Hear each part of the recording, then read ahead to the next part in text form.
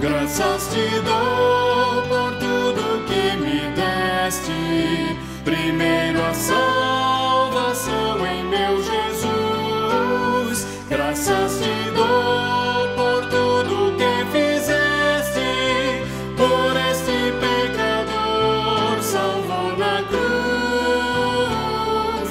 Graças, graças, mil graças a ti, meu Salvador. Graças, graças, mil graças por teu precioso amor. Eu te agradeço a bênção do trabalho e do meu lar que alegra o meu viver, a correção paterna quando falho, provando teu amor pelo meu ser. Graças, graças, mil graças a ti, meu Salvador. Graças, graças, mil graças por teu precioso amor. Eu te agradeço o pão de cada dia, a água que alivia a sede dura e o sol que aquece a pobre gente fria. São bênçãos que enchem a terra de fartura. Graças, graças, mil graças a ti, meu Salvador. Graças, graças, mil graças por teu precioso amor.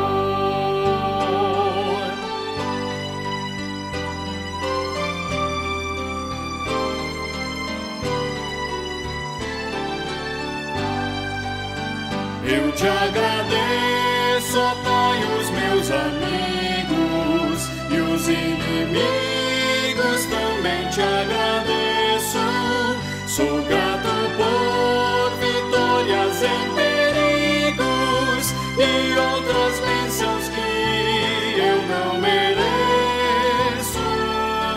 Graças, graças, mil graças a ti, meu Salvador.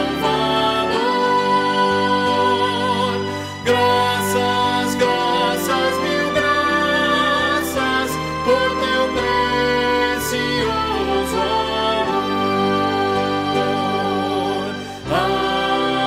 Amém.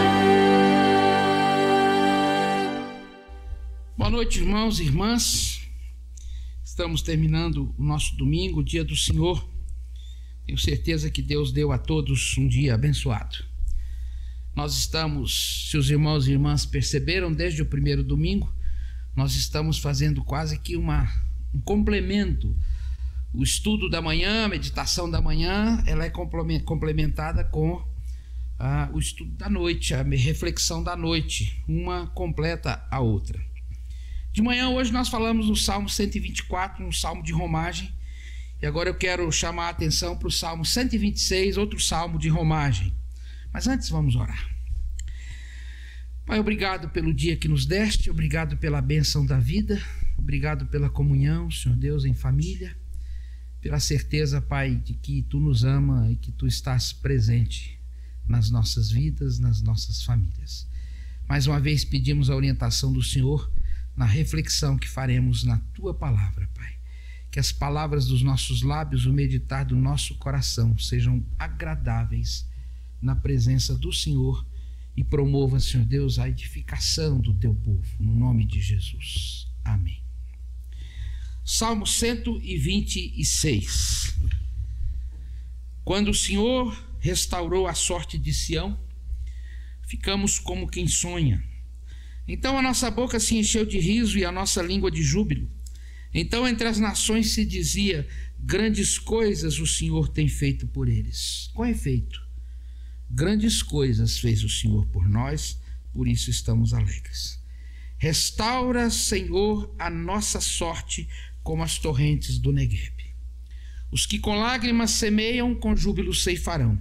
Quem sai andando e chorando enquanto semeia, voltará com júbilo, trazendo os seus feixes. Nossa esperança, queridos, tem sempre depositado no Senhor. Eu tenho certeza que no futuro, como eu disse de manhã, nós haveremos de lembrar desse momento e nós vamos ver que esse foi um momento de grande aprendizado para nós. Nós aprendemos muitas coisas nesse tempo e uma das coisas que nós estamos reaprendendo é a comunhão familiar. Para muitas pessoas está penoso, está difícil ter que conviver com os filhos 24 horas, com o esposo, tomar as refeições juntos, café da manhã, almoço, lanche à tarde, jantar, coisa que muitos de nós não fazíamos durante a semana há muito tempo. Então, esse tempo está sendo um tempo de reaprendizado para todos nós. Muitos já viveram com certeza momentos difíceis, experiências amargas,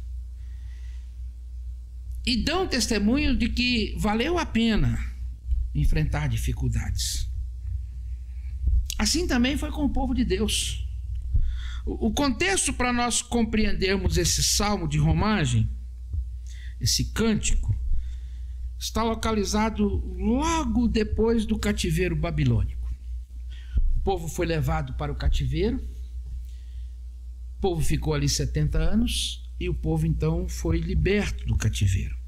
Esdras, o escriba, no seu livro, no capítulo 1, dos versículos de 1 a 11, ele vai relatar essa saída do cativeiro. Mas eu quero ler apenas os 3 primeiros versículos. Depois os irmãos e irmãs leem o restante. Diz assim: no primeiro ano de Ciro, rei da Pérsia, para que se cumprisse a palavra do Senhor por boca de Jeremias, despertou o Senhor o espírito de Ciro. Veja, Esdras era o escriba. Esdras fundou a primeira escola teológica, profética, quando volta do cativeiro. E Esdras está lembrando aqui que aquela libertação acontece para que se cumprisse a palavra de Jeremias, o profeta. Palavra essa que Daniel cita no capítulo, se não me engano, capítulo 10 do seu livro. O qual fez passar pregão por todo o seu reino, como também por escrito, dizendo: assim diz Ciro, rei da Pérsia, o Senhor, Deus dos céus, me deu todos os reinos da terra e me encarregou de edificar uma casa em Jerusalém de Judá. Ciro não era cristão, queridos. Mas Ciro tinha essa convicção pela convivência que ele teve com o povo de Deus. Neemias era copeiro de Ciro. Olha aí. Quem dentre vós é de todo o seu povo, seja seu Deus com ele, e suba a Jerusalém de Judá e edifique a casa do Senhor, Deus de Israel. Ele é o Deus que habita em Jerusalém. Percebem, queridos, que aqui começa então a descortinar diante do povo a soberania de Deus. Ciro, um rei ímpio, diz: o Senhor, Deus dos céus, me deu todos os reinos da terra. A libertação, as dificuldades na reconstrução dos muros, do palácio, do templo, e a retomada da vida cotidiana do povo como nação, haviam ficado no passado. Porque o povo, depois de retornar à terra prometida e de reconstruir os muros, as portas da cidade, o templo, o povo retoma a sua vida. O povo volta à sua rotina. E o povo, a tendência natural E a gente condena o povo de Israel, mas, queridos, é a nossa tendência, queridos irmãos e irmãs. A tendência nossa é voltar à rotina quando alguma coisa passa, quando uma experiência passa.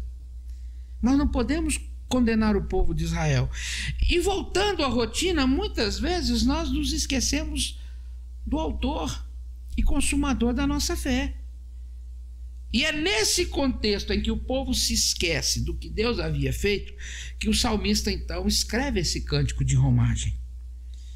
E o salmista destaca nesse salmo aqui 3 etapas na vida desse povo. 3 etapas. Primeiro o passado, segundo o presente, terceiro o futuro. Primeiro ele fala de um passado feliz, de um passado de glórias, de um passado inesquecível. E ele começa falando desse passado com a expressão quando o Senhor restaurou a sorte de Sião. Ou seja, lá no passado, quando nós éramos escravos na Babilônia, quando as nossas vidas estavam dependuradas nos salgueiros que lá havia, como as nossas harpas lá estavam penduradas, o Senhor então restaurou a nossa sorte por intermédio de um rei ímpio, Ciro, o rei da Pérsia, que derrota a Babilônia e que liberta o seu povo. Então o salmista começa fazendo a menção a esse passado de glória, esse passado feliz. Quando da libertação do cativeiro, ele diz, olha, a nossa boca, naquele momento da libertação do cativeiro, a nossa boca se encheu de riso, a nossa língua de cânticos. Mas vejam, queridos, 70 anos de cativeiro. E nós temos aí uma história toda, por exemplo, a história da rainha Esther acontece no final do cativeiro.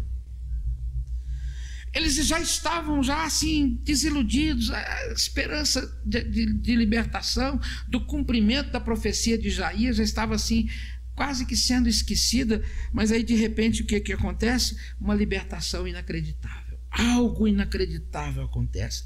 Deus levanta uma outra nação, a Pérsia, que domina sobre a Babilônia. E o rei dessa nação resolve então libertar o povo de Deus e dizer, olha, Deus me escolheu para que eu reconstruísse a cidade dele, Jerusalém, lá em Judá. Então vejam, queridos, em 610 a.C., Jeremias profetiza o cativeiro. E ele profetiza que esse cativeiro vai durar 70 anos. Vejam, capítulo 25 de Jeremias. Toda esta terra virá a ser um deserto e um espanto. Estas nações servirão ao rei da Babilônia 70 anos. Acontecerá, porém, que quando se cumprirem os 70 anos, castigarei a iniquidade do rei da Babilônia e desta nação, diz o Senhor, como também a da terra dos caldeus, farei deles ruínas perpétuas. Então vejam, em 610 a profecia, em 586 o povo vai para o cativeiro. Jeremias 29, 10 e 11, assim diz o Senhor, logo que se cumprirem para a Babilônia 70 anos, atentarei para vós outros e cumprirei para convosco a minha boa palavra, tornando a trazer-vos para este lugar. Eu é que sei que pensamentos tenho a vosso respeito, diz o Senhor, pensamentos de paz e não de mal, para vos dar o fim que desejais. Então, no ano de 539, essa libertação é realizada por Ciro, rei da Pérsia. Foi total a libertação. E Esdras registra no capítulo 1, versículo 3, quem dentre vós é de seu povo, seja seu Deus com ele, suba a Jerusalém. Todos que temiam ao Senhor deveriam ir para Jerusalém. E edifique a casa do Senhor, Deus de Israel. Ele é o Deus que habita em Jerusalém. Segunda coisa, Ciro decreta que todos ajudassem os israelitas com ofertas de ouro, prata, bens e gado, e que também fizessem ofertas para a reconstrução de Jerusalém. Lembram como o povo saiu enriquecido do Egito? Deus faz a mesma coisa aqui na Babilônia. Versículo 6, capítulo 1 de Esdras: todos os que habitavam nos arredores os ajudaram com objetos de prata, com ouro, bens, gado e coisas preciosas, afora tudo que voluntariamente se deu. E terceiro, Ciro devolve todos os utensílios da casa do Senhor que Nabucodonosor levara. Veja, versículo 7 e 8. Também o rei Ciro tirou os utensílios da casa do Senhor, os quais Nabucodonosor tinha trazido de Jerusalém e que tinha posto na casa dos seus deuses. Tirou Ciro, rei da Pérsia, sob a direção do tesoureiro Mitredate, que os entregou contados a Sesbazar, príncipe de Judá. Percebem, queridos, que foi uma libertação total, um passado de glória, um passado maravilhoso.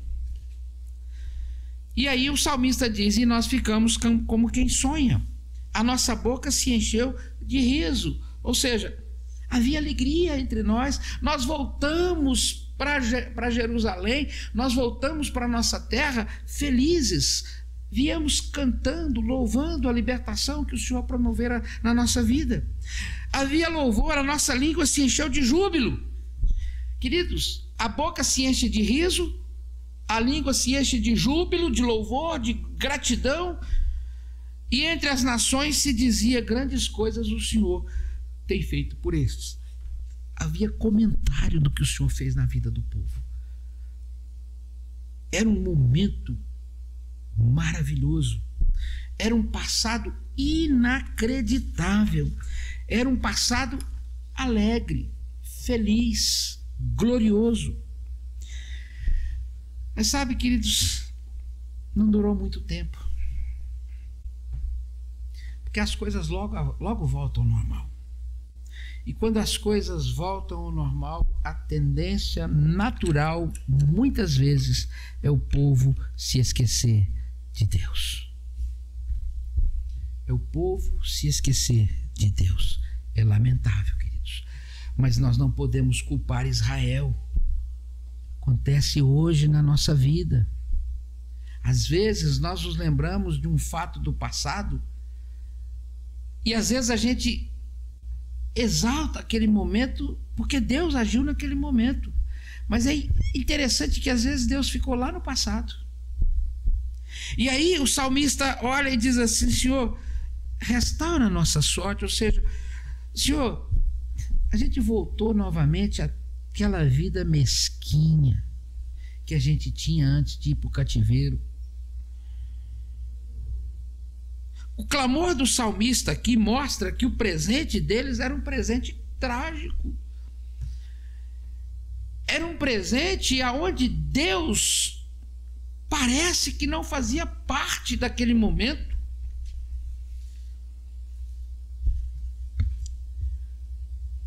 Era diferente. A alegria da libertação, a alegria da volta, do retorno, já não estava mais com o povo. O riso já não estava mais nos lábios do povo. O louvor não estava mais na língua do povo. Não havia mais comentário entre as nações do que Deus havia feito na vida daquele povo. Era diferente o presente. Não havia nada mais daqueles sentimentos do passado, o riso, o cântico, nada. O povo havia se esquecido de Deus e das bênçãos de Deus na sua vida. Queridos, volto a dizer, nós não podemos condenar esse povo, porque nós também muitas vezes precisamos que Deus renove sobre a nossa vida bênção sobre bênção, para que a gente possa se lembrar dele. Mas vamos ver alguns fatos da história que comprovam essa verdade do esquecer de Deus. Vou citar alguns apenas. O cativeiro do Egito. Facilmente o povo se esqueceu da libertação de Deus. 400 anos cativos, Deus os liberta pelas mãos de Moisés. Deus faz aquelas coisas maravilhosas acontecerem no Egito. O faraó deixa o povo ir. E de repente, quando o povo está no deserto, na primeira dificuldade, o povo se revolta contra Moisés e contra Deus. E a pergunta do povo é: não havia sepulcro suficiente lá no Egito para que a gente morresse lá? Você nos trouxe para morrer aqui nesse deserto? Percebem, queridos? Às vezes é melhor voltar ao tempo da escravidão do que ser livre com Deus. Fome, sede no deserto. E a gente se lembra, quando o povo estava no deserto comendo maná que Deus mandava diariamente para eles, eles não tinham que fazer nada. Quando eles tinham sede, Deus brotava água. E eles chegaram um dia para Moisés e disseram: Moisés, a nossa alma está enfastiada com esse pão vil. Maná de novo, todo dia maná, de manhã maná, na hora do almoço maná, à tarde maná. Estamos enfastiados. Mas, queridos, era Deus que o sustentava. Mas é assim mesmo, queridos. O Mar Vermelho, uma libertação maravilhosa. E Deus, durante 40 anos, sustentou aquele povo no deserto. E quando o povo entra na terra prometida, a primeira coisa que o povo faz é se esquecer de Deus.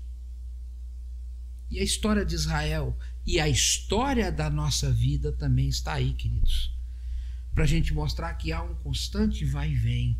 Nós oscilamos muito no nosso relacionamento com Deus. E ele diz: restaura a nossa sorte como as torrentes do Negueb. Negueb é uma região ao sul de Israel, muito próxima ao deserto. E quando o viajante está atravessando o deserto, ele chega naquela região e que ele encontra água, que ele encontra um lugar fresco para descansar, é um alívio. E o desejo do salmista é que a sorte de Israel fosse restaurada, da mesma forma que as torrentes do Negueb traz alento e refrigério para o viajante cansado. Mas há aqui também um clamor, não só um passado feliz, alegre, um presente trágico, de dor, de esquecimento, mas há um clamor para um futuro de glória, um futuro de bênçãos, um futuro onde a graça de Deus seja mais abundante. Ele diz assim: os que com lágrimas semeiam, com júbilo ceifarão. Quem sai andando e chorando enquanto semeia, voltará com júbilo. Ele está apontando aqui, queridos, para o futuro do povo. O desejo era que o estado presente em que o povo se encontrasse fosse temporário, porque ele vislumbra algo melhor para o seu povo. Ele deseja algo melhor para o seu povo. Ele deseja um futuro melhor para o seu povo. E um futuro melhor depende pelo menos de 3 coisas. Primeiro, que ele seja melhor do que o presente. Se Deus nos conceder um futuro, que ele seja melhor do que o presente e melhor do que o passado. Esse é o anseio de todos nós. A gente quer um futuro. A gente anseia nesse momento que nós estamos atravessando, a gente já vislumbra um futuro. Mas a gente vislumbra um futuro com algumas dificuldades, mas muitas pessoas dizem: mas vai ser melhor. Porque nós estamos aprendendo a caminhar com Deus. O futuro vai ser melhor, porque nós estamos reaprendendo alguns valores que haviam sido esquecidos. Segunda coisa, se houver um futuro de glória, é preciso que a gente considere o passado como um momento que trouxe lições preciosas para a nossa vida. Como o deserto, de onde brota águas ou fontes de águas. Nós temos que aprender a tirar lições importantes da tribulação, das provações, para que o futuro realmente seja melhor, queridos. Os momentos difíceis nos preparam para momentos felizes. É como o grão, como a semente que está lançada. Ele diz: olha, quem sai andando e chorando enquanto semeia, voltará com júbilo. E a gente precisa encarar o trabalho desse momento como prelúdio, prenúncio de uma ceifa feliz, alegre, de uma colheita abundante. Os que com lágrimas semeiam, com júbilo ceifarão. Quem sai andando e chorando enquanto semeia voltará com júbilo trazendo os seus feixes. O agricultor trabalha de sol a sol e ele joga a semente no chão com suor do rosto, às vezes com lágrimas, com dor, mas ele sabe que o seu trabalho será recompensado no futuro. Ele chora sobre a semente que às vezes ele lança num sol árido, num chão árido, num sol causticante. Mas a semente precisa ser plantada a si mesmo. Porque quando vem a chuva e ela cai sobre a terra, ela faz com que a semente germine e que os frutos sejam colhidos. É isso que o salmista deseja para o seu povo. É isso que o salmista deseja para a sua nação. E sabe, queridos, nós estamos vivendo um tempo de dor, de sofrimento, onde muitos de nós estamos plantando sementes na vida dos nossos filhos, dos nossos netos, e alguns de nós veremos o fruto dessa semente no futuro, outros de nós não veremos, mas nós temos a certeza de que a semente que está sendo plantada hoje, no solo fértil do coração dos nossos filhos e dos nossos netos, haverá de germinar e de produzir frutos no futuro. Quantos de nós estamos sofrendo? Quantos de nós estamos enfermos no corpo, na alma?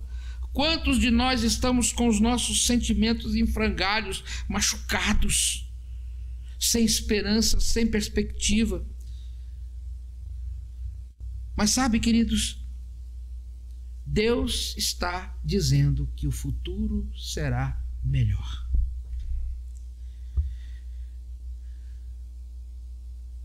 O futuro será melhor. A igreja não é uma comunidade de santos, queridos. Nós precisamos nos libertar dessa falsa espiritualidade dos nossos dias. Nós estamos vivendo um tempo onde muitas pessoas têm aproveitado da fé do povo. Nós estamos escrevendo a história do povo de Deus e precisamos fazê-lo com muita seriedade. Precisamos voltar para a palavra. Precisamos reaprender a estudar a palavra com os nossos filhos. Aprender a nos assentar novamente à mesa das nossas refeições e orar com a nossa esposa, com os nossos filhos, a agradecer a Deus pelo alimento que Deus coloca à nossa mesa, enquanto muitas pessoas não o têm nas suas casas. Precisamos aprender a nos assentar como família e agradecer a Deus pela vida dos nossos filhos, dos nossos parentes, dos nossos netos, e a pedir a bênção e a proteção de Deus como família de Deus. Queridos, Deus está nos dando um tempo, um presente, para nós plantarmos sementes que germinarão no futuro, e o futuro será um futuro de glória, porque nós haveremos de colher os frutos das sementes plantadas nesse tempo de adversidade, de sofrimento, de dor pelo qual nós estamos passando. É preciso nos voltar para a palavra de Deus e para o Deus da palavra. É preciso voltarmos a ter comunhão como família, é verdade, mas é preciso também a voltarmos a ter comunhão com Deus, a família reunida em torno da palavra, em comunhão com Deus da palavra. É preciso falarmos de Jesus, vivermos Jesus, seguir Jesus, respirar Jesus, sentir Jesus. Esse é um tempo que Deus está nos dando para isso, queridos. Respirar Jesus, proclamar Jesus. As pessoas estão desnorteadas, as pessoas estão nos perguntando a todo tempo por quê, por quê? E é o momento de nós proclamarmos as virtudes daquele que nos tirou das trevas para a sua gloriosa luz e dizer: Deus tem o controle da situação. Só quem ama verdadeiramente a Jesus fala dele nesse tempo, queridos. E eu termino perguntando, queridos, até quando nós vamos viver a ilusão de um passado feliz em confronto com um presente trágico, à espera de um futuro de glória, se nós não temos aprendido a tirar lições do que Deus faz no aqui e agora das nossas vidas? O futuro será de glória, sim, para aqueles que temem e andam nos caminhos do Senhor. Para aqueles que não temem e não andam nos caminhos do Senhor, o futuro vai ser um mero acontecimento, um mero acaso. Mas para nós que tememos a Deus, não. O futuro será um futuro de glória, um futuro abençoado. Que Deus nos abençoe. Pai querido, ensina-nos, Senhor Deus, a contar os nossos dias, para que alcancemos coração sábio. Ensina-nos, Pai querido, a olhar para o presente que nós estamos vivendo, Senhor Deus, tirando lições preciosas para aplicá-las, Senhor Deus, no futuro. O futuro que o Senhor tem descortinado diante de nós. É verdade, Pai, que o futuro pertence ao Senhor. Mas sabe, Pai, nossa segurança em saber que vamos estar no futuro e que lá estaremos guardados pelo Senhor, é porque o Senhor chega antes de nós e o Senhor nos garante o futuro. O Senhor vai aplanando os nossos caminhos, ó Pai, e nós vamos caminhando por caminhos que foram aplanados pelo Senhor. E nós só colocamos os nossos pés onde os teus pés já trilharam, Pai, porque o Senhor está trilhando o nosso caminho antes de nós, para que nós tenhamos um futuro de glória, um futuro abençoado. Nós cremos nisso, Pai. Nós cremos na Tua palavra. Por isso nós dizemos com o salmista: restaura, Senhor, a nossa sorte. Abre os nossos olhos, Pai, para a presença do Senhor na nossa vida, na nossa família, na nossa igreja, no nosso tempo. Nós oramos assim, pedindo a bênção do Senhor sobre nós, no nome de Jesus. Que a graça do Senhor Jesus, que o amor eterno e insondável do nosso Deus e Pai, que as ternas e constantes consolações do Divino Espírito Santo repouse sobre vós, queridos irmãos e irmãs, e sobre vós permaneça até o dia glorioso da volta do Senhor Jesus. Amém.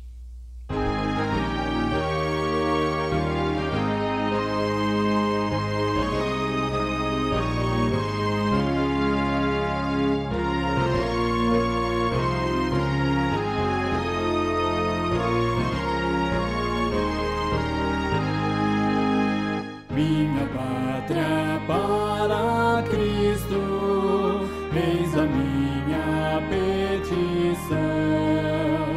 Minha pátria tão querida, eu te dei meu coração. Lar prezado, lar formoso, é por ti o meu amor. Que meu Deus de excelsa graça te conceda seu favor. Salve Deus a minha pátria varonil. Salve Deus a minha terra, esta terra do Brasil.